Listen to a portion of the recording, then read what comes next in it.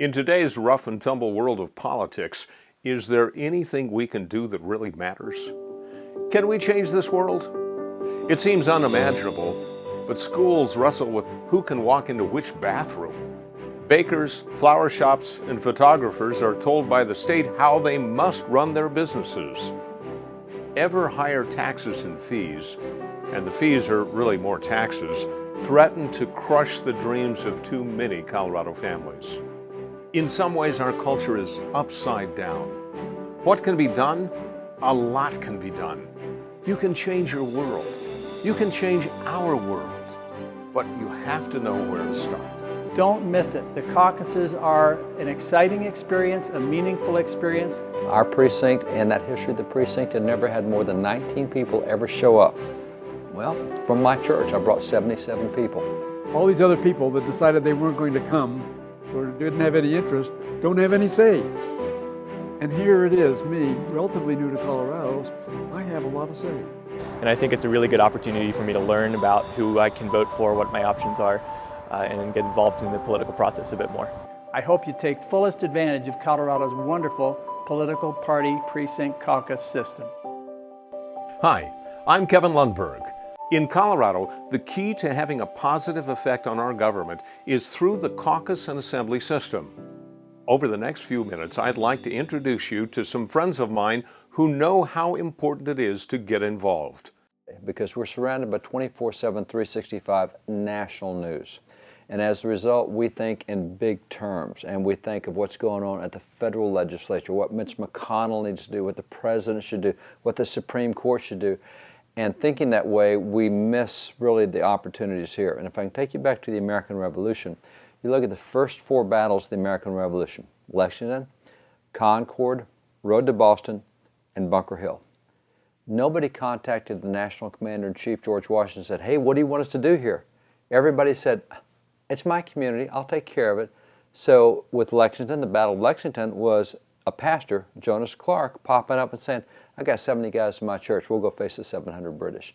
The Battle of Concord was the Reverend William Emerson said, "Got it, 300 guys, we'll meet them at the bridge." The road back to Boston, same thing. Bunker Hill, same thing. It was all local people, and the way we won the American Revolution was not by national strategies, because we won all the local areas. That's exactly the way politics works. When you come from the bottom up is when you get healthiest. Somebody ran for school board and chose the textbooks that told our children about America, whether it's an evil place or whether or not it's a good place.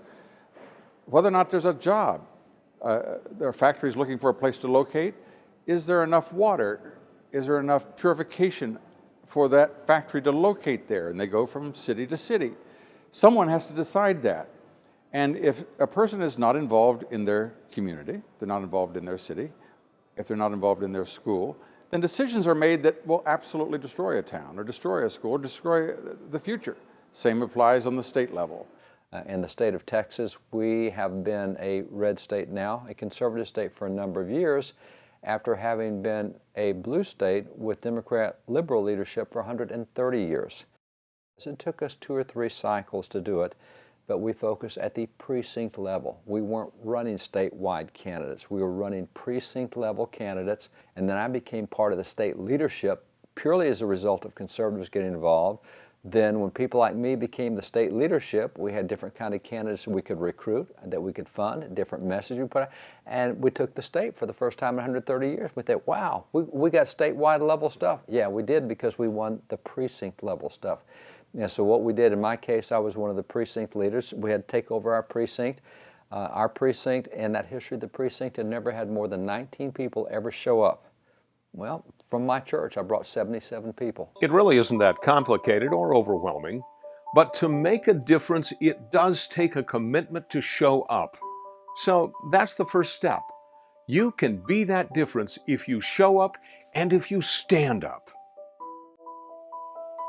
In our next segment, we are going to drill down a bit deeper into the unique opportunities we have here in Colorado. Our caucus and assembly system gives the average citizen the greatest access to the ground floor of what ultimately affects us in our government. When we moved to Colorado in 1992, we moved from California, one of the mass groups that came. And I had never been involved in politics in any way, never been really interested in it. Always been angry with what happened, but I never took an active role. There was no incentive. There was no incentive for me to try to even vote. I'm only one vote out of, say, 250,000 people in that particular assembly district. And I didn't think I could make a difference. Nor would I even want to donate to a candidate because I thought I couldn't make a difference. I just leave it to the big money people, you know, and I didn't. So I wasn't really engaged in the political system at all.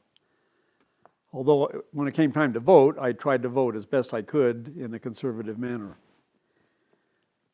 So then I come to Colorado, and all of a sudden I'm becoming aware that I might even have a voice in Colorado politics in some way. And so then comes in an election cycle, and I thought, okay, gee, they have a caucus system. What is a caucus system? I didn't even know. Never heard the word before. It's interesting that not very many people even knew about a caucus here in Colorado Springs. And I was kind of disheartened a little bit because I thought, well, it looked like it might be a good system. Why aren't we involved? Well, you know, all these other people that decided they weren't going to come or didn't have any interest don't have any say.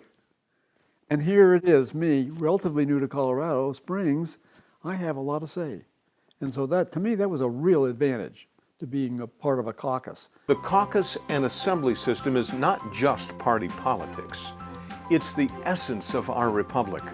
It's how individual citizens, just like you, choose the people who will represent all of us. You know, a lot of people of strong convictions, political, economic, spiritual, people who believe deeply in this country as a nation under God, and our constitutional form of government as Americans, as a free people, get so discouraged with the grubbiness of the political process that they're tempted to drop out and be spectators and stand on the sidelines. Or if they're involved politically, some of them say, neither political party really expresses my beliefs and convictions anymore. I'm going to be unaffiliated. I just don't think we can afford that. As a conservative, as a Christian, I try to live by the Constitution and by the Bible. I bet you do too.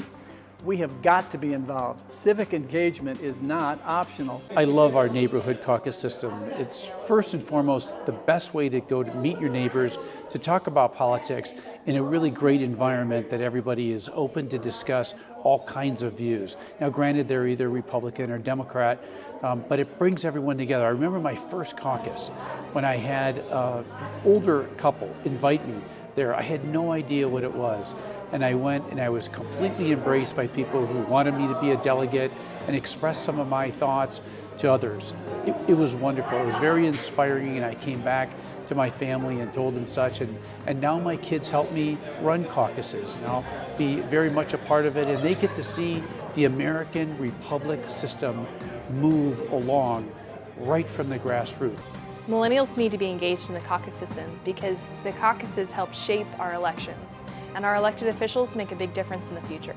If you want to be involved in what the future of your country and your state look like, you have to be involved today. There's a really big value to a small setting in which you discuss politics with small amounts of people who are from your county, and they might not share your political views, but they do share your community with you. And it's really valuable to get together with those people, talk about your candidates, talk about the political opinions, and network in that way. When you get to the ballot in November, you typically only have 2 real choices left. In order to make the biggest impact on who your elected officials will be, you have to start at the very beginning. That will give you the most choices and the opportunity to make the biggest impact on who your elected officials will be. I would urge everybody to get out and go to their caucuses and get involved, learn about the candidates that are going to be in the elections, and to vote accordingly. So let's review. The caucus and assembly system is the first step in selecting our elected leaders. Caucuses will be held all across Colorado. A core function of the caucus is to select delegates to the assemblies that will be held over the following weeks. At the assemblies, candidates are elected to be on the primary ballot in June. It is also possible to get on the primary ballot by collecting enough signatures on petitions, but most primary candidates are selected at the assemblies. Other actions at the precinct caucuses include straw polls, discussion of current issues, appointment of precinct leadership, and submission of resolutions for consideration at the assemblies. From county to county, there are some minor differences in the procedure and structure for caucuses and assemblies. But what we have presented here should be common for all caucuses in Colorado.